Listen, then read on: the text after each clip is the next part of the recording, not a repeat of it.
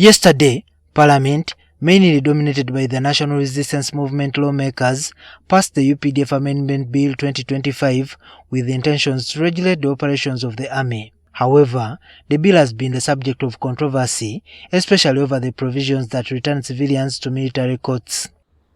Today, NTV went back to Parliament to speak to MPs, especially in the NRM, to find out why they took a stance to process and pass the bill, which has been widely criticized for its provisions, which many say violate the rights of civilians. MPs told us that the bill will help to distinguish between people who are involved in crimes using guns and those who disguise in military uniforms to commit crimes, among other criminal activities. Masquerading as armed officers when they are not armed officers. Now, among other things, this bill was meant to put some sanity and also clarity on people who are not supposed to use guns. That we leave the issues of guns to the armed officers. In the absence of the law which we passed yesterday, any person can plan and overthrow a government. People can do treason. People can link with outside world groups which are outside and do anything in the absence of such a law. The bill will further intimidate people into entering the country with illegal firearms and those who buy them. The porous borders of DRC, porous borders of South Sudan, where gun trafficking is order of the day. People come with illegal guns from those countries, share it with friends in the region, especially West Nile, sell it cheaply, and people have illegal military wares, military armor in their homes, in their houses.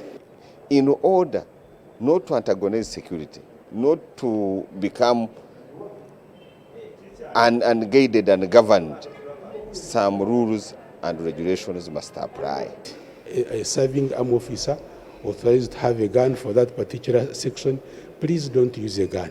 If you're not an armed officer, please don't put on army uniform or army hardware.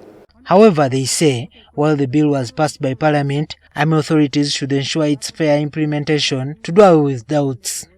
It is now up to the implementers. If they misimplement or over-implement or take advantage and disadvantage the other side, I think that will be very unfortunate. That is the only... The people who are going to sit in this court will be lawyers, and they will be at the level of judges. So the weaknesses that the court martial had before will not be there anymore because all the gaps were filled. The bill has a total of 84 clauses, but MPs say the focus was on the clauses that take civilians to military courts, while the rest is on how soldiers can get better services during the course of their duties and retirement. With armed officers, there are other things that relate to management of the UPDF. Public must not, well, it is our army, but public does not know how the army is led, is governed, how army officers are paid pensions. The law also touches on the welfare of the UPDF officers. It touches on the welfare of the reserve forces. It touches on so many things. So, you know, people just pick one item out of many merits. They pick one demerit and say, this is a wrong thing. What is now awaited is when the president will assent to the bill, which sources that attended the NRM caucus on Monday this week said were directed to pass the bill without fear or favor.